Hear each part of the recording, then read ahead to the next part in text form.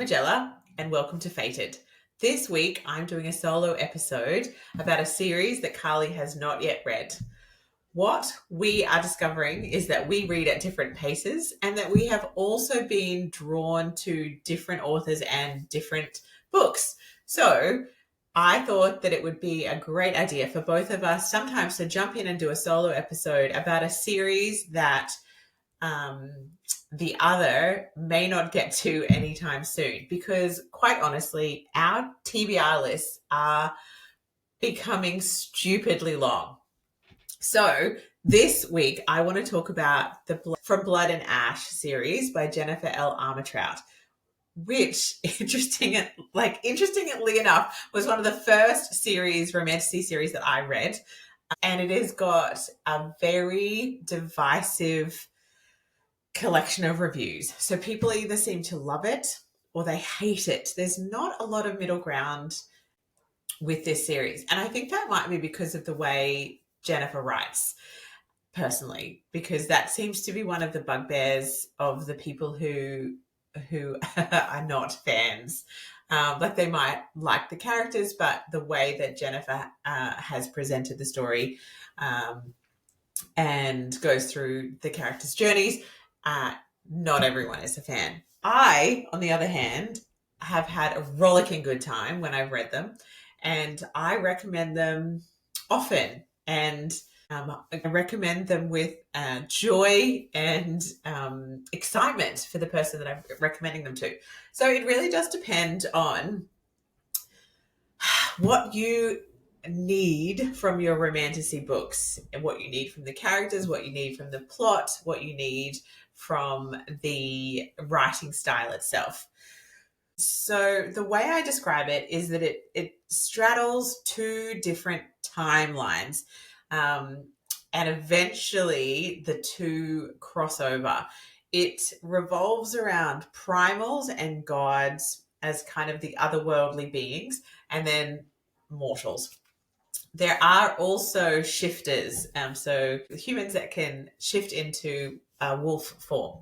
And honestly, I think that it's just good fun. The two heroines across the two different timelines are both very likable.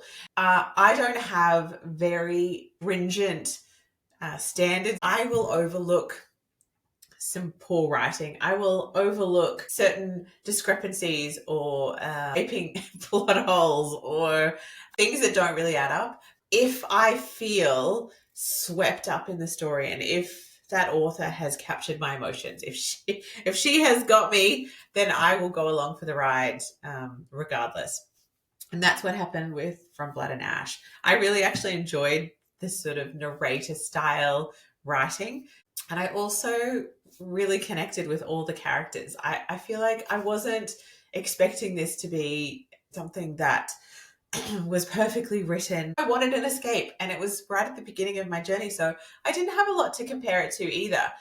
And in saying that, I have still continued to read all the books as they've come out, and I have still had a great time.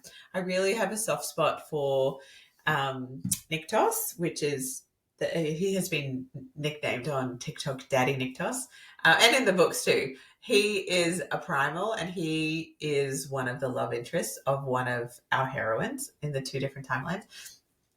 And he is everything you would want in a hot male love interest. I just read a review that said the foreshadowing so terrible, I predicted every plot twist. The thing is, I'm not going into a book looking like with an analytical mind to try and work out everything that's going to happen. I'm not noticing every Easter egg. I'm not tracing timelines and noticing all the details to be like, that didn't quite add up, or didn't this happen? I feel like when a writer connects the soul of the character with some great adventurous plot points, it all comes together really well. I really enjoyed it. What I've noticed is that there is a lot of people who did not finish, DNF'd. So I think there's just a little bit of an observation that if you don't like a narrator style dialogue and kind of being in characters' heads, this is probably not the series for you. If you want something that's very nuanced and complex and very kind of written in a very sophisticated way where everything is veiled and you can't see anything coming, this is also probably not for you. If you want something that has steamy, smutty, hot sex scenes with kind of bad boys who have been won over by these fierce, tempestuous warrior women who have overcome lots of odds and have come from hard childhoods and are feeling a little bit lost themselves in the world, then this is the book for you. One of the characters has a journey with some mental health issues, some depression and anxiety and panic attacks, which I really loved that was woven into a romantasy book and dealt with in such a realistic way, as much as you can have realism in a fantasy world. And the other character, you know, like there's banter, there's sassy quips, there's, you know, what we want in a man where they're just totally into you and they say lines where they kill any other man who looks at you or tries to, you know, take you away from them. So it has all of that. And I mean, it also has, just on Goodreads alone, it has over 500,000 ratings, and it has 55,000 reviews. So it has almost 600,000 ratings. So a lot of people have read this book. It has 50% have given it 5 stars, 30% have given it 4 stars, 12% have given it 3, 3% have given it 2, and 2% have given it 1. So as much as there are people out there who don't seem to love it, who are quite vocal in how much they dislike Jennifer's writing style, found it a bit amateurish in the way that she presented her plot twists, and found both of the female leads annoying and predictable and shallow. I disagree with all of that. I cried a few times. I laughed out loud. I definitely got hot under the collar, and there is a love scene that actually got a lot of attention when it was released, because it was quite controversial, bringing certain characters together. I don't want to spoil anything, and I won't tell you which characters or which book it's in, but because there currently are 6 books. So she has written a compendium, which is kind of like a bit about both worlds, so that you can easily refer to the characters and the places and the people. There are a lot of things overlapping. I do feel like if you've read Crescent City, though, it still feels very easy to follow in comparison to that. And she's also rewritten one of the books from the male love interest perspective, which I thought was really interesting too. A lot of people were like, this is just the same book, but, you know, from Castile's perspective. And I thought that was a great choice. And I actually really enjoyed it also. We don't often get to hear the male love interest point of view.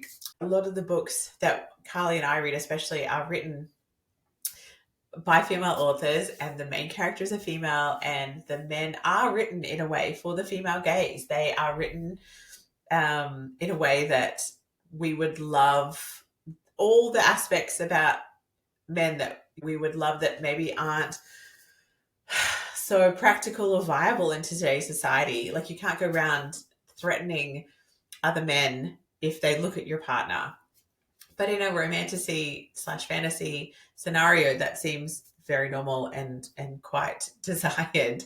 So I think she's written the men beautifully, both characters. I really found them both very attractive, and would definitely not turn them down if they approach me. So yes, that is a quick summary of the From Blood and Ash series. I'd love to know if you have read it, or if you are going to read it, or if it's on your to be read list, or if you've never heard it at all and this has somehow inspired you to want to pick it up.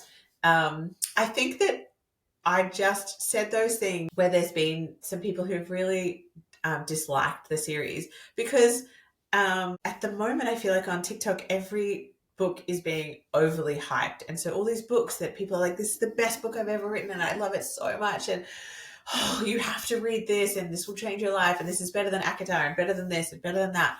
And I feel like a few of those, and Carly and I have spoken about this, they haven't lived up to the hype. They haven't made us feel the same things that other books and authors have made us feel. So, as I kind of go through these series that I have read and loved, I want to have that caveat that says not everyone's going to love this. And if you particularly need these things from your books, this may not be the series.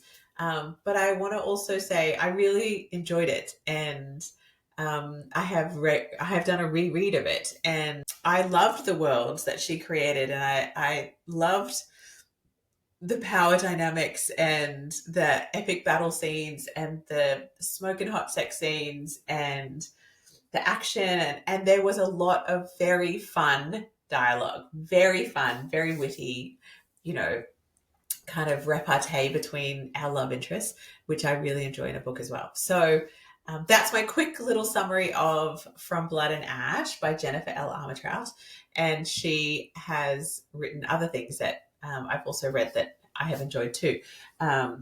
But yes, it feels weird to do a solo episode.